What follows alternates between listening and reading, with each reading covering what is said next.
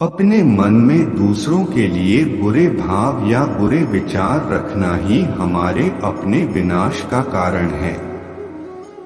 इसलिए इन बुरे विचारों को अपने मन से दूर रखना चाहिए। गीता में कहा गया है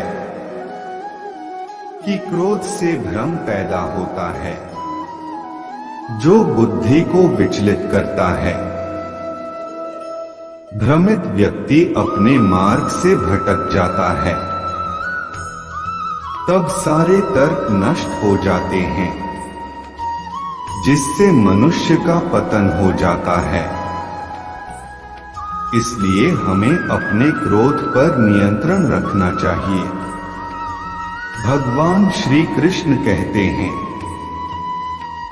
कि आत्मनिरीक्षण से स्वयं को जानो, क्योंकि जब आप स्वयं को पहचानेंगे तभी आप अपनी क्षमता का आकलन कर पाएंगे। ज्ञान रूपी तलवार से अज्ञान का नाश करना चाहिए। जब कोई व्यक्ति अपनी क्षमता का आकलन करता है तभी उसका उद्धार हो पाता है। भगवान श्री कृष्ण कहते हैं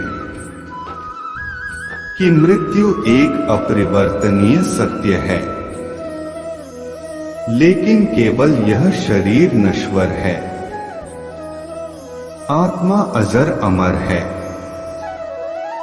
आत्मा को कोई काट नहीं सकता, अग्नि जला नहीं सकती और जल उसे गीला नहीं कर सकता। जिस प्रकार से पुराने वस्त्र बदलकर नए वस्त्र धारण किए जाते हैं, उसी प्रकार आत्मा एक शरीर का त्याग करके दूसरे जीव में प्रवेश करती है। मनुष्य के भीतर सुख और आनंद का वास है,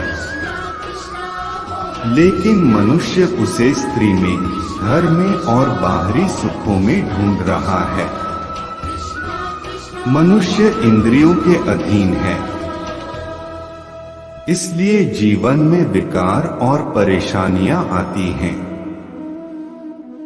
जुआ, मद्यपान, परस्त्रीगमन, अनैतिक संबंध, हिंसा, असत्य, मद, आसक्ति और निर्दयता, इन सब में कलियुग का वास है। इसलिए इसका दूसरा नाम घोर कलियुग है। मनुष्य को हमेशा अपने मन और बुद्धि पर भरोसा नहीं करना चाहिए, क्योंकि वे मनुष्य को बार बार धोखा देते हैं। स्वयं को निर्दोष मानना बहुत बड़ा पाप सिद्ध होता है। क्यों व्यर्थ चिंता करते हो? किससे व्यर्थ डरते हो? कौन तुम्हें मार सकता है? आत्मा न पैदा होती है, न मरती है।